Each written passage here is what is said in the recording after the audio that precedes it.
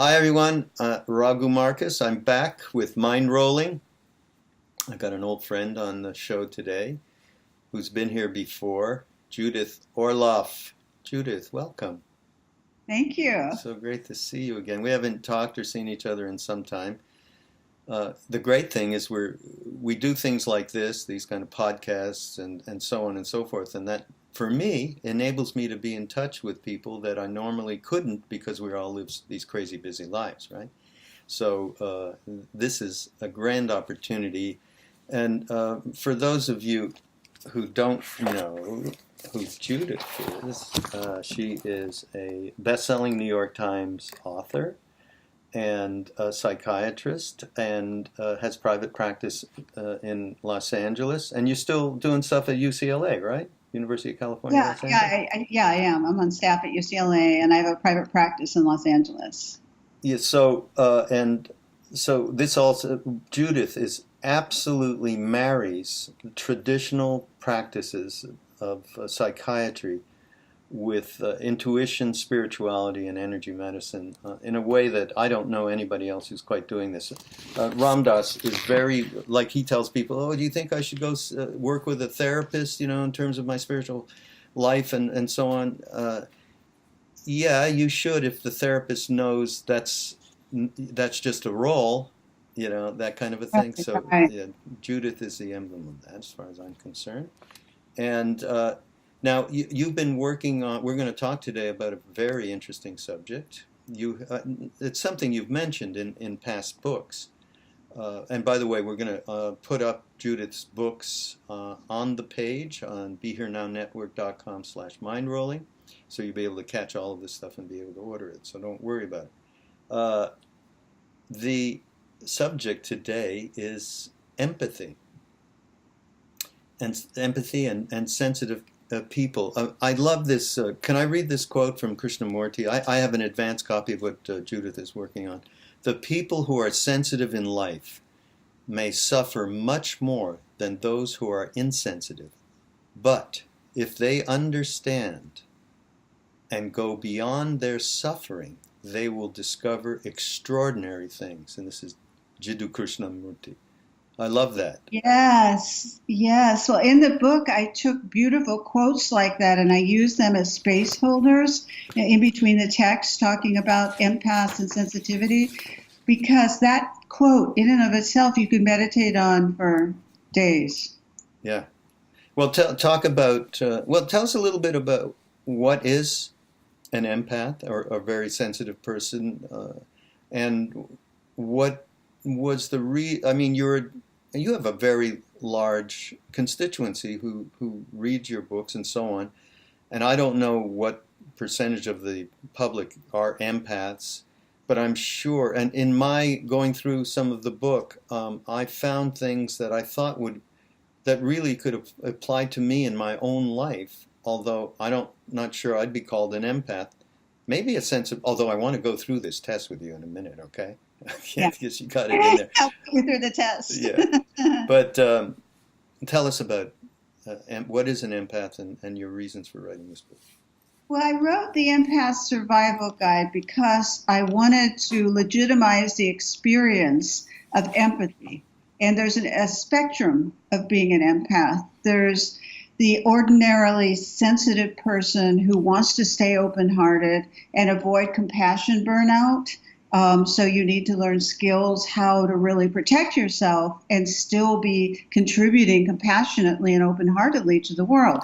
So that's one end of the spectrum. And then it goes to the other end of the spectrum of being a full-blown empath. And an empath is somebody like myself. I have such an interest in it because I am one, and I've had to really learn techniques to protect myself or else get demolished by the world. Really, I mean, it's that clear. But an empath is somebody who is extremely sensitive, intuitive, open, but tends to not have the same defenses as other people. They absorb all the stress and negative energy of the world into their own bodies. And they can get exhausted, be misdiagnosed with all kinds of things.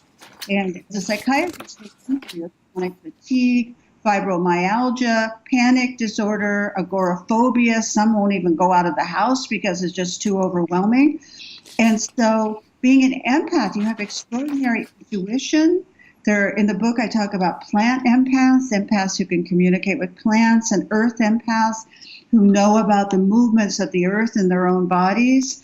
All different kinds of empaths, telepathic empaths, where you can really sense other people's thoughts, precognitive empaths who can predict the future because they're so sensitive that they get into the non-space, non-time continuum and just get on the matrix of beingness, basically. They can pick.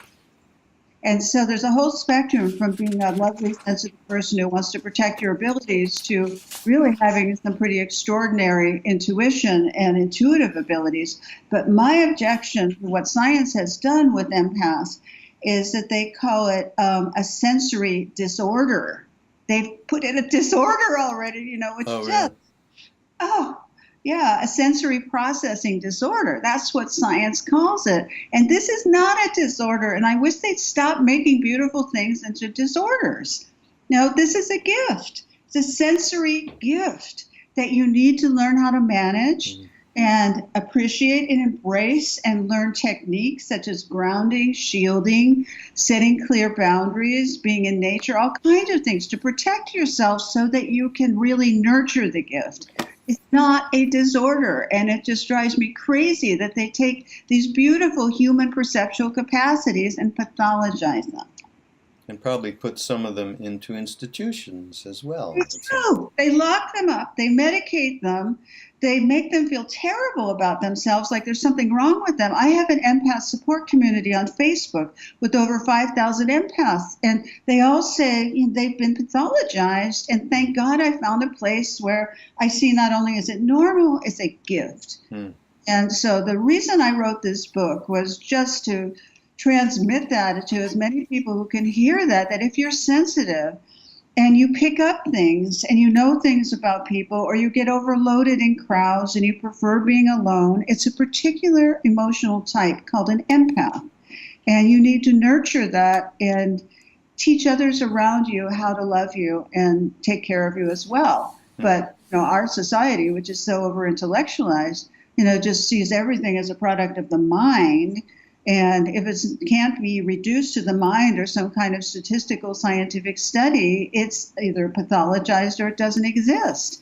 And I personally feel that empathy will save the world. This is the one quality we need to develop, whether you're an empath or where you are on the spectrum of sensitivity. We need empathy to be able to feel what our, quote, enemies are needing and feeling, so we can empathize with them, not just say us and them and divide us from them. If we don't have empathy, I'm just afraid for our world if we can't develop this critical skill.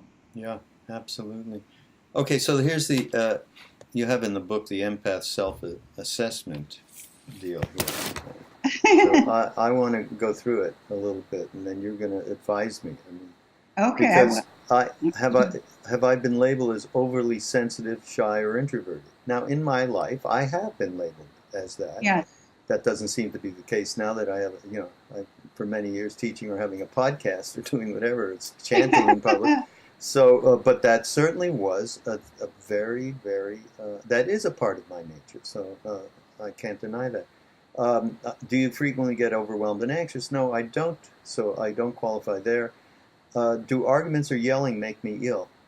Anybody who takes off on me, like yelling, forget about it. I get very disturbed. And that, I always figured it came from my poor old dad, but who knows, Do I often feel like I don't fit in? Well, when I was younger in school and all of that, I did not fit in whatsoever, okay? Right. Am I drained by crowds and need alone time to revive myself?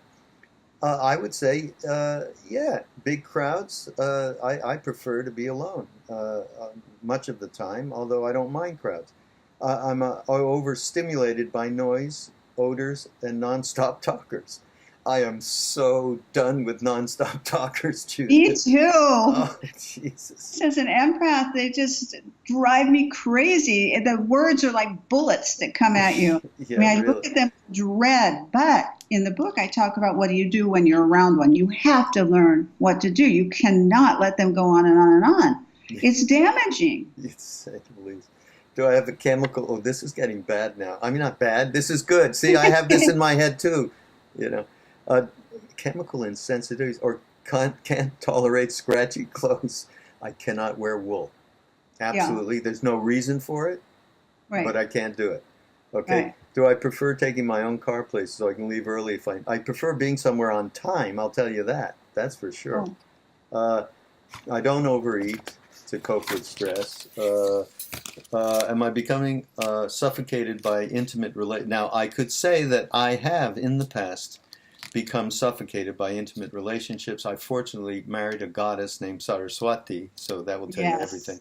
Yes. I don't startle easily. Of course, if my dog, who's sitting right behind me, starts to bark right now, that I will get startled. Right. Jump? Do you jump? No, no jumping. No, I do this. What? Right. But that's a something, right? Yeah. Yeah. Low pain threshold. Moderately so. Do I react strongly to caffeine or medications? No, don't. But I'm not drinking any now. Socially isolate? No. Do I absorb other people's stress, emotions, or symptoms? Now, in a relationship, and I want to talk about this in a bit, that definitely goes on. I am definitely absorbing my partner's stress and emotions or symptoms. Okay, that's going on. Am I overwhelmed by multitasking? No, I consider myself to be a fantastic multitasker. Not so, that there's a downside to that as well. Do I replenish myself absolutely every day? I go out there. Nature. Yeah, nature is totally important. Do I need a long time to recuperate after being with a difficult person or energy vampires? Energy vampires, we need to talk about that as well.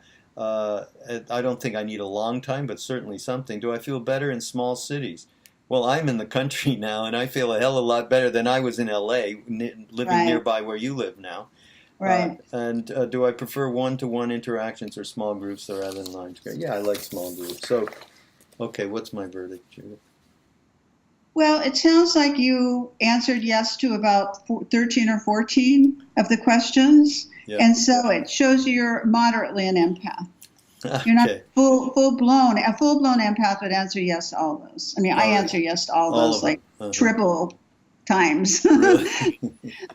Now, I'm such an empath, I walked by a street on Wilshire the other day, and the traffic signal had a voice, and it said, don't walk, don't walk, don't walk. And I jumped out of my skin. I'm walking. I think there's somebody right behind me, because I'm so sensitive, whereas another person would walk by and maybe not even hear it.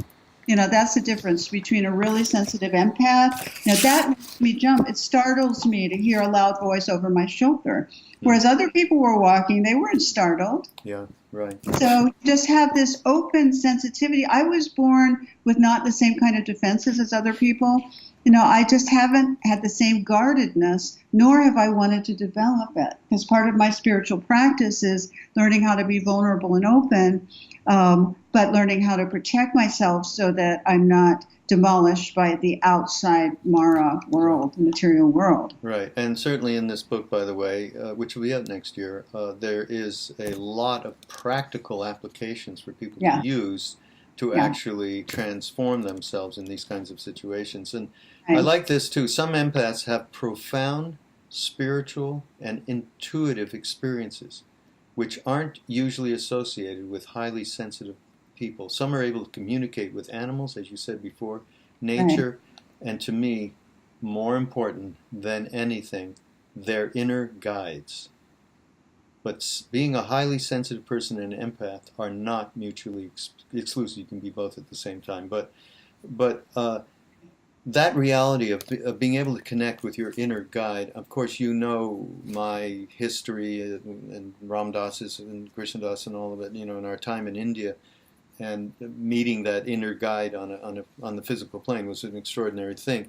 And I think, though, that probably all of us that were there may be certainly there was maybe a couple of hundred Westerners. When you think back on it, wow, that's not a lot of people that made it over there and physically saw this being. But I think they all had to have a very sensitively tuned place to be able to open up in a way that first of all, you could actually meet someone like that, but then begin the transformation process, Right. for your own self, and be able to connect with that. So I think that, I kept thinking about when as I went through the book, of all of the things, as I said before, which are such practical applications that you don't. I mean, I think. Correct me if I'm wrong. I think that just if we're not necessarily talking about an empath now, but we are talking about a sensitivity. Yes. And through that sensitivity, everybody can empathize with Yes. what's going around them, Right. right? And that sensitivity can be expanded upon and opened up so that some of the things that you're talking about here that are endemic to an empath can be productively used by a quote-unquote, by everybody, because everybody's got a sensitive place in them. Is that not? Everybody has an empath within, and the more you develop your spiritual path and the more you develop your intuition, the still small voice inside that tells you the truth about things, the more your radar can extend into universal truths. And the more you can pick up in terms of telepathy and future and being able to sense, to receive Shaktipat or be able to receive energy. Intuition and empathy allows you to sense subtle energy in yourself and around you. That's the plus of being an empath and a sensitive person, and the minus, because you go into a shopping mall and all those energy fields overlap, and an empath without any defenses or tools is just flattened by it. Mm. Because there's so much information that's transmitted in our energy fields, and empaths can feel all of it, and then it's just translated into their bodies as anxiety or depression or panic attacks, because it's really a lot to deal with without tools. So in our society, these beautiful people called empaths or sensitive people, or someone just wanting to develop empathy, you need to learn how not to burn out.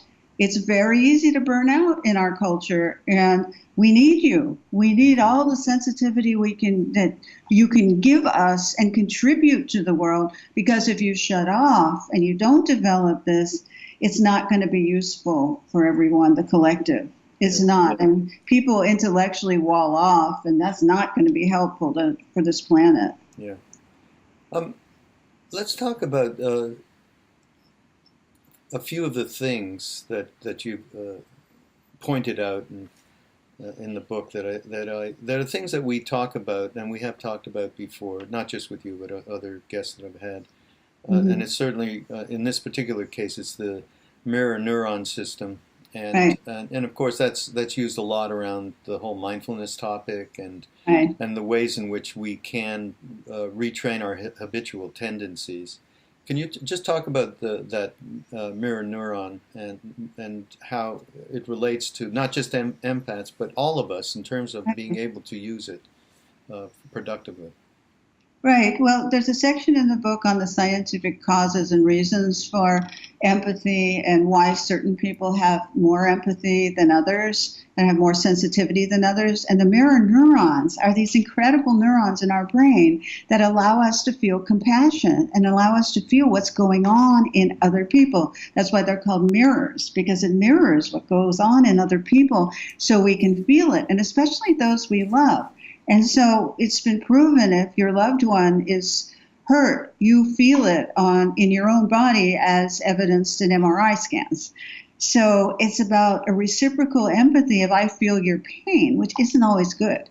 I'm not saying that that's always good or beneficial for the empaths, but the mirror neuron system allows us to facilitate that empathy for not just our loved ones, as that's what we're programmed to do more in our brains, but to extend that compassion to all living things and all sentient beings. That's the beauty of the mirror neuron system, is to connect with everything, not just the ones in your sphere or your personal life or the ones you love, because of course it's easier to tune into the ones you love, it's easier to sense and feel the ones you love. But everyone and the planet and the earth, we all can be earth empaths with our mirror neuron system. Because all it takes is our sensitivity being turned on to feel what the earth, a living being, spirit, mother, is feeling. That's all it takes. We can do it, and our intellectual mind tells us we can't. And that is such a travesty. It just breaks my heart because it's so untrue. But through empathy, we can feel the earth. And once you feel the earth, she's your co-partner in existence. I mean, she always has been, but empathy and sensitivity let you really know that viscerally in your body, that the earth is you. You are the earth.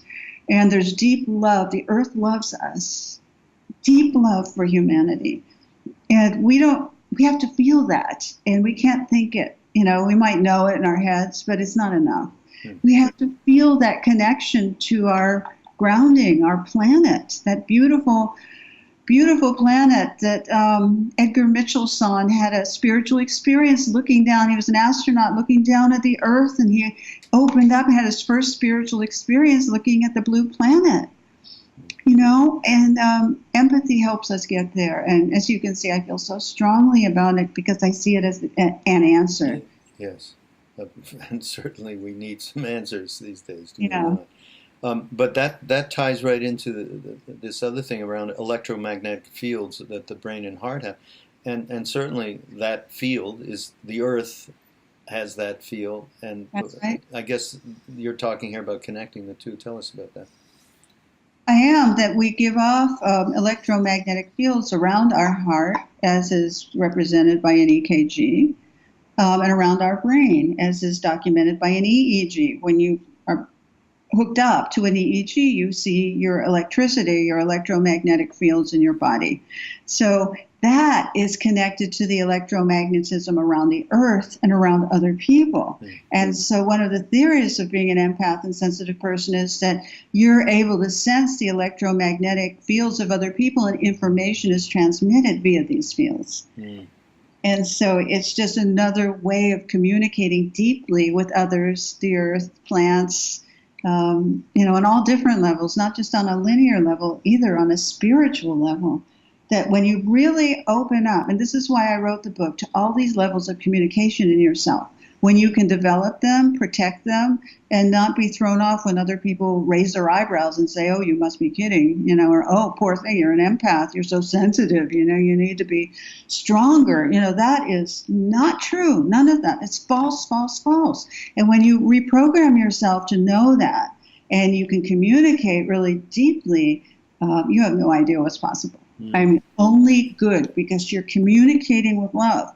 You're opening up, you're making a choice. I'm communicating with the love in me and the love in you, and in the now, and then the next now, the next moment, and then the next now. You know, all attuned, but at the same time, smart and protected. So you're not just ravaged by energy vampires and all the coarse energies in this world, because there are so many of them. You walk out your door, and I live in Los Angeles, although I live in the Venice Canals, which is a very enchanted, protected community, though it's getting very crowded as well. You know, you have to learn how to deal with the energies of people, unless you want to go in the country, but still you have to deal with the energies of people when you go into town, you know. So these skills that I talk about in the book are really useful for me. They're life-saving for my own life. Otherwise, I would be flat out on a bed, exhausted all the time from everything. I think they're useful across the board. Again, yeah. I keep bringing that up because I found so much in here. I mean, not knowing I know I'm a sensitive person, but most people have that. Most people, maybe Donald Trump is pushing his sensitivity away these days, maybe, but most people do have that. And this other thing that's really interesting is the emotional contagion. And, right. And we experience that. We have these retreats in Maui that we get together with Ram Dass and other people, and that whole group gets just this contagion happens, right? And everybody opens up into that one place. So it's a perfect example of what you're talking about here. And I do tell people myself, when they're looking for something to help transform their lives, find a group, you know, through a yoga studio or through a chanting thing or whatever, or through meditation groups, whatever it is. Right. And in that group, you can share in that space. And then that will absolutely help to transform lots of stuff from the Oh, inside out, not just, absolutely. yeah.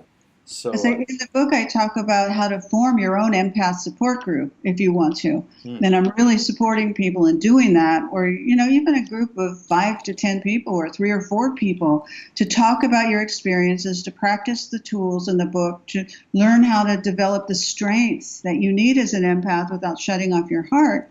It's very important to have the community as you're discussing. yeah. And the last one of these things that I found interesting, because I never heard of this word, and you've got to explain it, and maybe I don't even know how to say it. Synesthesia.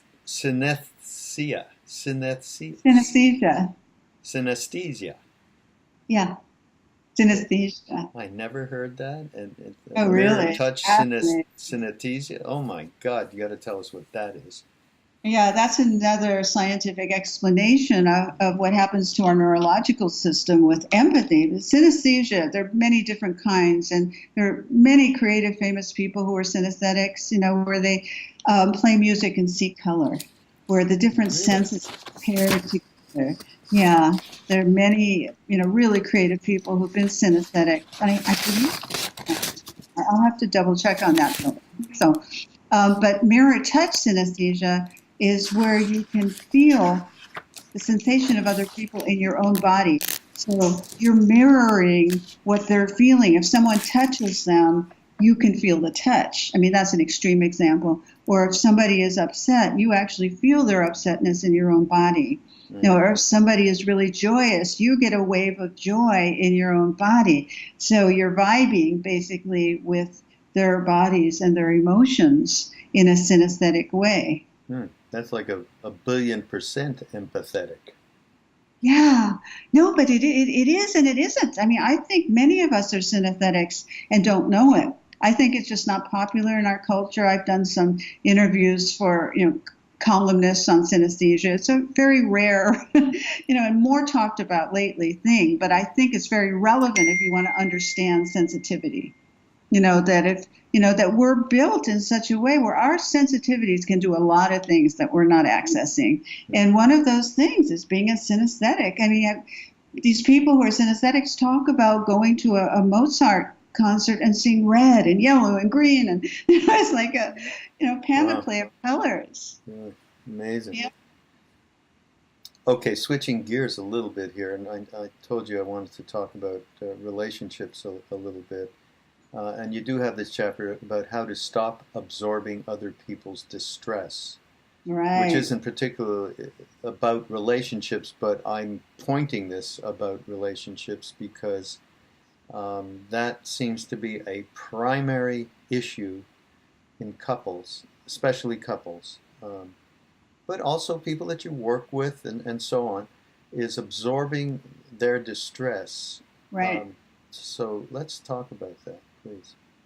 Yeah, I mean, there is a chapter on relationships and empaths where I talk about how it's so hard for many sensitive to be in a relationship, and they often come to me in my psychiatric practice wanting to find their soulmate, but not being able to find their soulmate. And when I take a deeper history of it, it's that they are afraid of finding their soulmate because they're afraid of getting suffocated, and they don't know how to set boundaries in relationship because when they're in relationship, empaths and sensitive people can lose themselves in the other person and pick up all their stuff. And so subliminally, there's a motivation to stay away, or they're attracted to unavailable people because the same challenges aren't there if the person holds themselves distant. For an empath, in a way that's safer, but it doesn't give us the intimacy we need.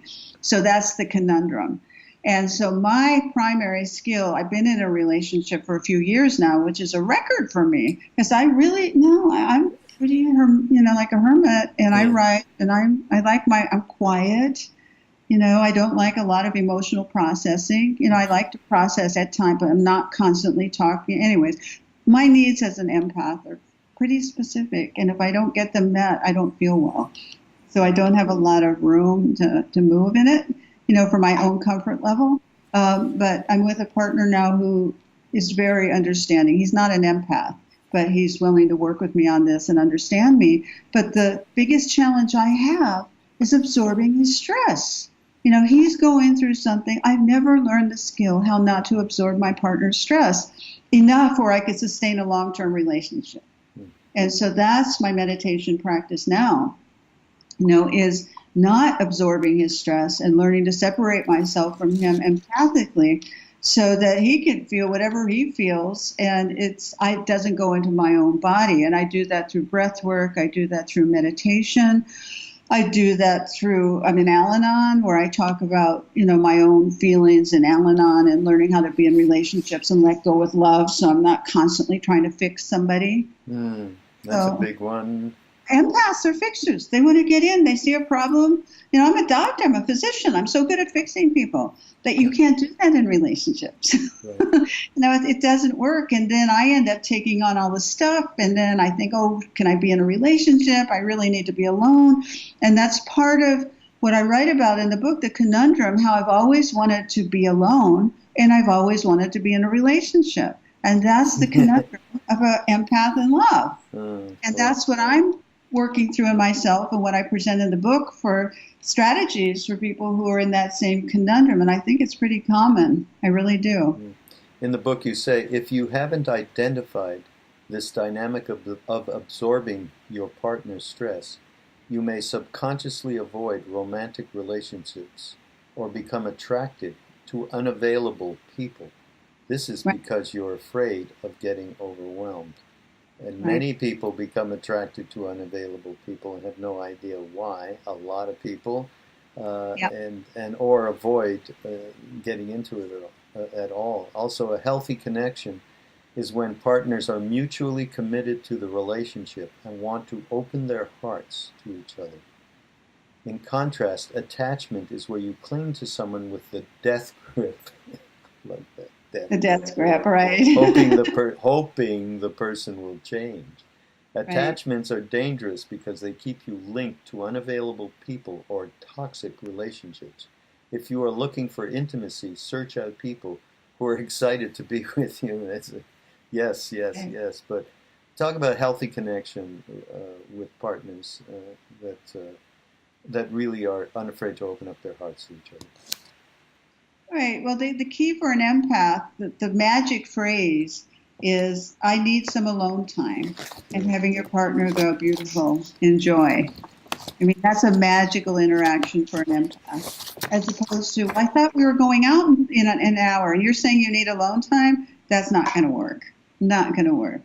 And so it's a very magical thing in partnership for the other person to recognize an empath needs a lot of alone time. It might be different than you are. You might not need that. You might feel lonely when you're alone, you know, to that degree. I mean, I could go days, you know, I have gone days writing a book and not even talking to anybody, you know, and I'm pretty good with it. I'll go to the beach, you know, and the ocean the ocean was my companion for so many years, my primary companion. You know, but if you want to be in a relationship, which I do, because it's a beautiful thing, the love, the companionship, the growth, the depth, the passion, the friendship, the fun. I mean, there's so much I love about being in a relationship. It's really worth it to me to expand my skills as an empath to include intimate love. I really want that in this lifetime. Absolutely. You also talk, of course, about, again, everything you say, I cannot, in my mind, it seems to me to just apply to anyone. Anyone can take this advice. Yes, of course, there's a higher level, there's a more specific level, shall we say, in terms of an empath and their needs and the things that are really difficult for them to navigate. Right. But those things, people need for intimacy, need to open up in a certain way, need for being able to, I mean, you just say things to me like, I absolutely need to have alone time. And and so does my wife. And so we give ourselves that space. So, and then... That's so beautiful. I can't tell you, as an empath, my heart just says, thank you.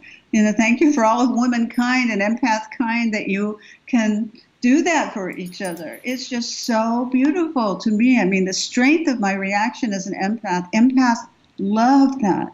If their mates can just allow that, graciously and excitedly, without feeling resentful. Yeah, yeah. No, it is a great thing that we do have.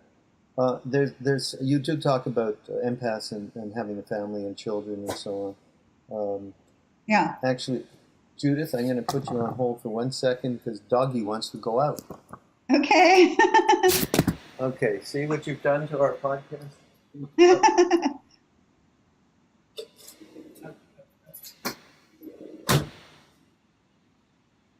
Sorry about that. Oh, okay.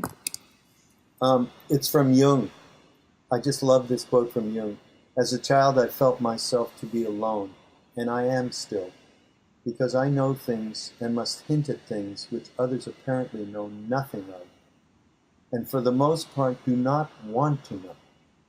Loneliness does not come from having no people about one, but from being unable to communicate the things that seem important to oneself, or from holding certain views which others find inadmissible. What a great quote that is from you, huh? So beautiful, and it describes the sensitive person's conundrum growing up. I mean, when I was an empathic child, an intuitive child growing up, I felt like I was an alien from outer space. I couldn't relate to the human race. I couldn't relate to my family. I had all these needs nobody understood, and I did not fit in anywhere.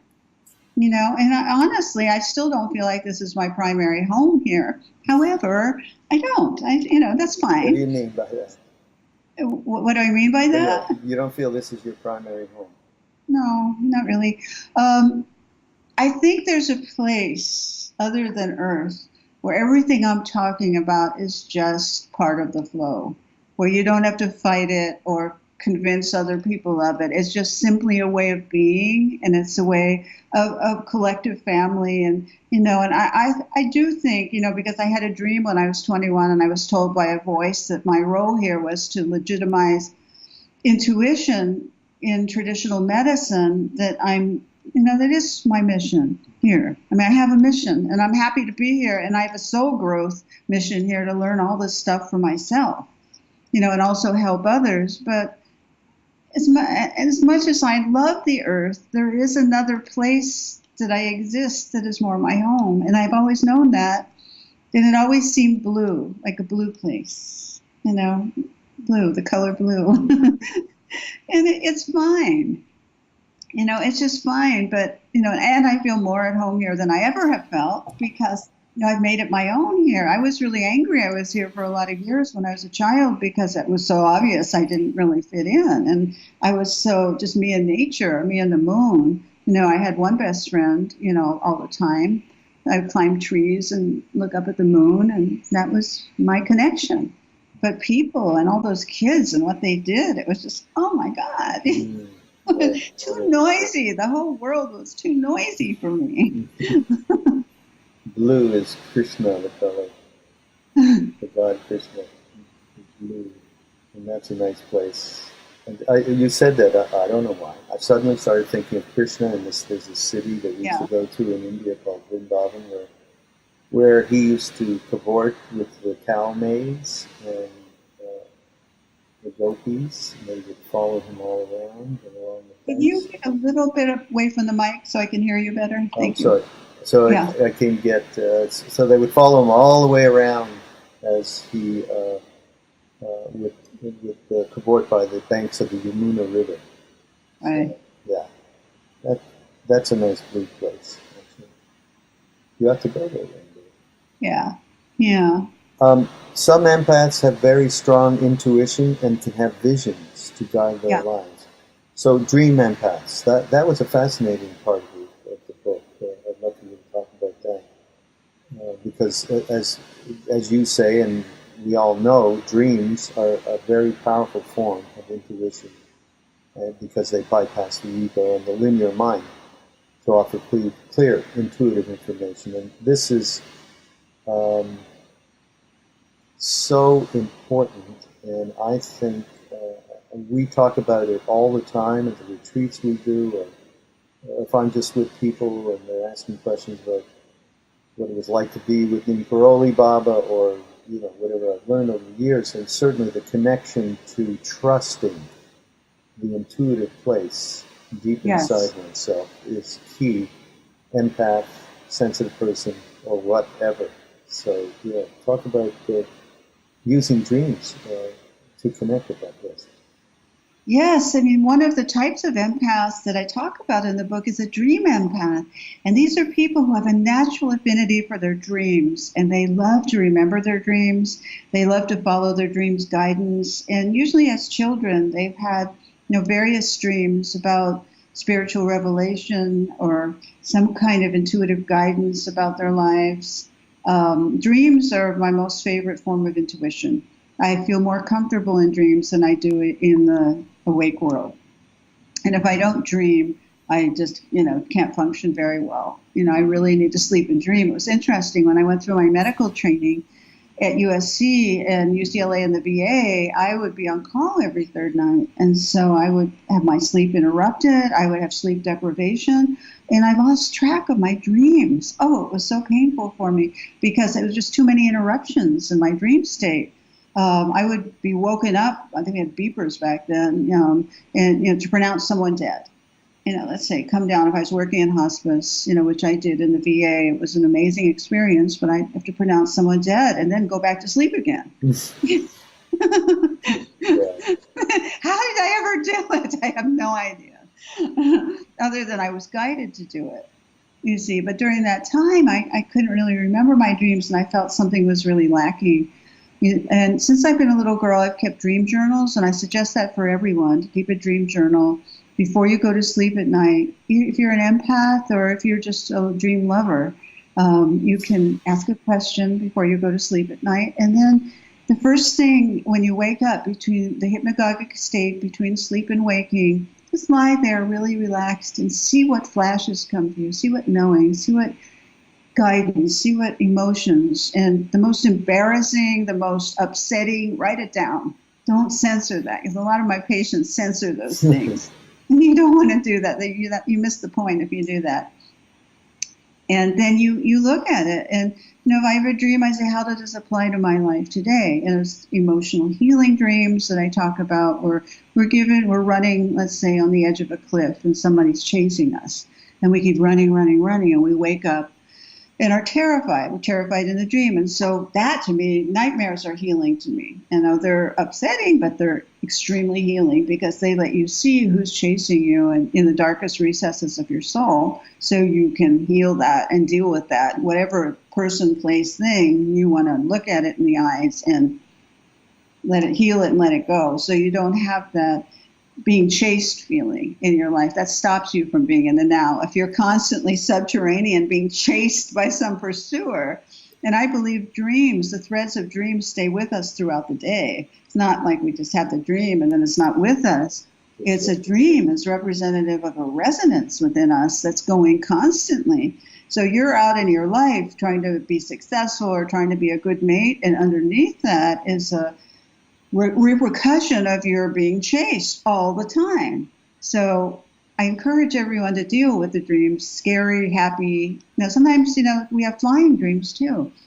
Children often have flying dreams, and that's just representative of how radiant and wide and huge our soul is, that we can fly. Maybe not in the intellectually framed way. We can't really analyze it, but we can. In dreams, we can fly. You see, so we have that capacity.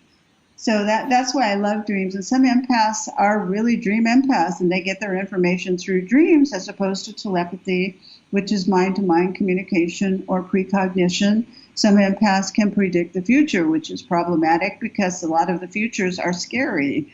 And then they think they caused it, and they didn't cause it. So the book really walks you through all of the fears and the misconceptions. And I work with all my empath patients. I have a great deal of my practice is made up of empaths and sensitive people. And, we're all consolingly similar in these respects. There are really some common bonds among sensitive people, empaths, or intuitive people. where we have the same kind of challenges, so we can help one another in it. And those who have gone down the path can say, oh yeah, I went through that phase where I thought I was causing everything I predicted, but I learned I wasn't, and then I was just in a witness state, a deep seeing state with a capital S. And that's a beautiful light-bearing state. And I have to deal with my codependency issues, or I can't fix everything in the world, even though I pick up something. So isn't that an amazing inquiry to just even think about any of that? To me it is. Yeah, yeah. How do you, when you're working with people, how do you help them to train themselves to not only be able to remember their dreams, say, but maybe even have some, it's a Tibetan dream yoga consciousness in a dream, so that you have an actual awareness. Do you work with that at all? I do. I do. It's all about awareness everywhere we go. And if you begin to look at dreams as states of consciousness that you travel to, and it's a frequency that you need to harmonize with while you're in it, then you could become one with it. And you don't look at it as just, I'm going to sleep and my brain is doing some recreation and resting and creative problem solving. I mean, that's true. You do all that in dreams and when you sleep.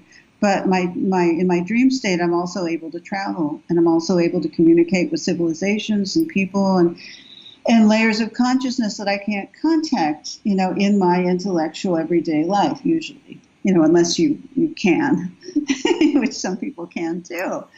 But that's the goal, is to have the veil lifted.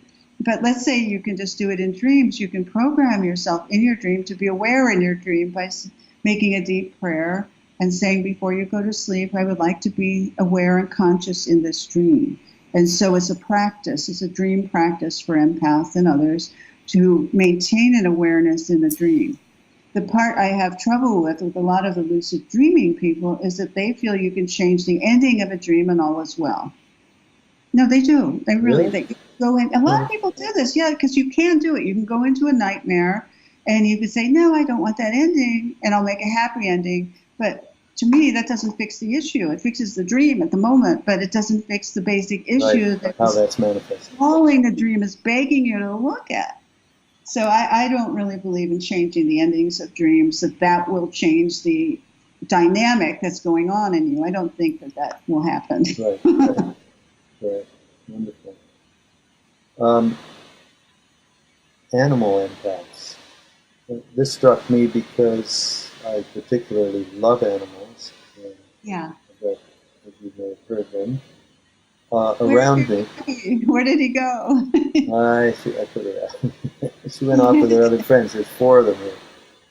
And I certainly I'm alone with them a lot because I work from home. Right. And so I would. And there was just this thing of they just said that animals absolutely do understand, and certainly understand tone and intent with people. And so I feel like that's certainly part of my makeup as well. And I think many people, and I think it's very productive for a lot of people, and of course there's a lot of pet owners in America, that's for sure, or in the West, or anywhere. But for a lot of people, that's probably something that is a positive in their lives and enhances their lives. Oh, yes. I mean, there's all kinds of pet therapies in hospital for drug addicts and the elderly. And also, interesting work is in prisons with sociopaths and narcissists who have, quote, empathy deficient disorders, which I talk about in the book. But the way they help them with that, and that's very hard to help, is to bring in pets so that they can care about an animal and actually be invested in love and have compassion for something. Right. Yeah. But a lot of empaths, I have to say, I write about animal empaths in the book, that they are into animal rescue. They often have, really devotion to the animal kingdom. And I write about how St. Francis is an animal empath. He used to take lots of time of seclusion, but with his animals. And in his meditation retreats, he wasn't with people, and he could communicate with the animals and indeed tame the wolf and gave sermons to the fish and to, the deer, and they would all gather around and listen. How natural is that? It's beautiful to communicate with animals like that. And empaths, some empaths really have a deep ability to do this in terms of being animal communicators. And they can help heal the animal when others cannot reach into the soul of the animal to find out what's really bothering them. Animal empaths can get in there and go, I think this is what the animal needs, whether it's diet or change of, sleep cycle, whatever they need. But it's a beautiful ability, and empaths typically love animals and are involved in pet grooming and all kinds of animal activities. And a lot of the people in my empath group are deeply devoted to the well-being of animals. I think before we leave, and we're getting close to the end of the show, there's one I feel, and it's funny because it's at the beginning of the book where I thought, oh, this might be a nice conclusion. And to me, this is tremendous advice, again, as far as I'm concerned, for everybody, and that's finding solace in spirit. And I think you're referring here, of course, to talking about addicts and of all sorts, right? But I think for just the general day-to-day suffering that everyone goes through, and it doesn't have to be just addiction, I think finding that place is super important. But talk about it a little bit. Yeah, so I wrote about it in the chapter on empaths and addiction because many empaths go into addiction and alcoholism because they're so sensitive and they want to, numb themselves out because the world is just too much to take. And part of recovery from that in 12-step programs or otherwise is connecting to spirit. And spirit is something that is so basic in terms of your everyday existence. Entering the kingdom of heaven every day, to be able to connect with a higher power greater than the self. I mean, there are all kinds of descriptions of what this is, or nature, or love, or compassion. What happens when you close your eyes, put your hand on your heart, and you're able to slow your thoughts enough to change channels and be able to feel a reality larger than this world, which is inherently love. Ram Dass. His life is, he's like my love guru. I mean, just visiting him, just being around him, I just melt with all the love he gives off. But that's spirit. He's a conduit for spirit. Ram Dass is emanating what I'm suggesting everyone contact within themselves and without, as many, amazing people have said, the spirit of kingdom, this is within and without. But the way I get there, what I teach in my workshops and in the book is you start through the heart, through the power of the heart. And the heart chakra is a very real energetic center right here in the middle of the chest. And so I teach all my patients, or I work on them energetically to open up their heart chakra so you can feel it's literally bliss, healing, and total acceptance and forgiveness, and everything that you strive for is energetically within your own body in this heart chakra. And as an empath, you certainly want to develop access to that energy. Yeah. And when you work through your body to connect and then use that heart chakra as an extension to tune into a larger spirit, where that's your connecting point, then on a daily practice, if you connect with this, it soothes you, you find solace in it, there's something more than this world, you can replenish yourself, and you could keep learning more about the mystery. I mean, you never know, you never fully get it. I mean, how could you? I mean, you can know, for me, it's in the small moments of interaction, you get this, this is a connection of love. And this to me is the ultimate, as an empath, as a loving person, as a spiritual seeker, the more you can find it and consciously generate it in yourself to find the solace of spirit, the more protection you're going to have and more solace you'll have. Beautiful. Love that. Hey, what about in this book, you suggest, I think, a little heartbeat meditation. Mm-hmm. How about doing a little few-minute thing to end our session here? Do you mind? Are you going to open your heart meditation? Yep. Sure. All right. If everybody can now close your eyes and take a few deep breaths and begin to focus on the in-breath and the out-breath. Just focusing on the sensations of the in-breath and the out-breath.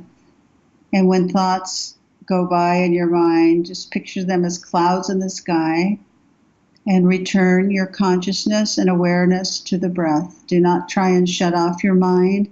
Just refocus on your breath and begin to focus also on your heart chakra, which is in the center of your chest, above your solar plexus, about 3 inches. And you might even want to put your hand over your heart right there and begin to feel sensations of unconditional love or warmth, soothing. Even the slightest sensations are the most beautiful and mystical and loving. And just feeling the heart chakra like a little sun, the warmth, getting more and more expansion, soothing, loving, connecting. And just spend time dropping into that feeling of the heart.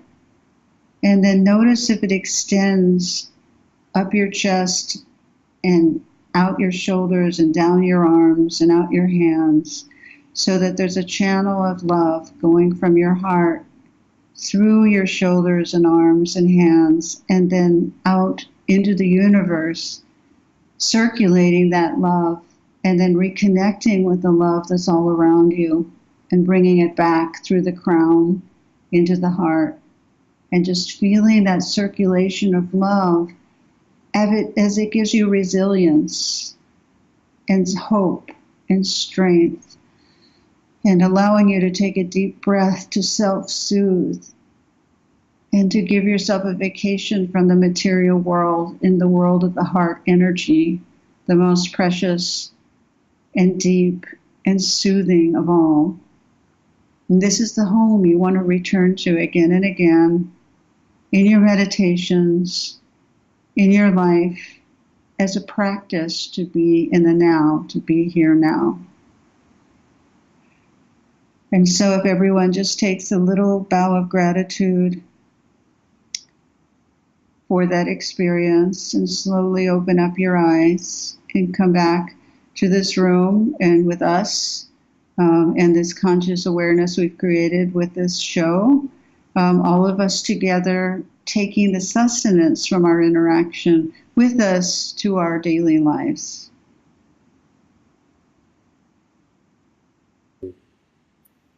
Thank you so much. This has been a wonderful hour, Judith, as it always is. I've totally enjoyed it. Oh, great, great. How can Das. Oh, absolutely, absolutely. What for people to reach you again? Website? Oh, my website is drjudithorloff.com, ORLOFF.com, and the name of the book is The Empath Survival Guide. It's on Amazon and is available. But this book, the Sounds True book, yes, is that's going to come out in a more extensive form next year? Yes, it's pre-order now, and there's an audio companion program that goes along with it that you could download or get in CD form, which is the spoken voice. And then next year, I'm also going to be giving an Empath online course for those like 8 weeks of interaction with me once a week on just really guidance on how to be an empath and develop protective tools and enjoy your gifts. The key word is enjoy. Yeah. Well, you're gonna hear all about that on the Be Here Now network. When this all happens, we're gonna let everybody know. Judith, you're gonna let us know, of course, so we can put it all up there and help get the word out. And again, thank you so much for this, being able to sit with you like this and get all this wonderful information, share the way that you share. It's really great. It's my pleasure. It's always so good to see you and talk to you. Mm-hmm. We'll see you next time on Mindrolling.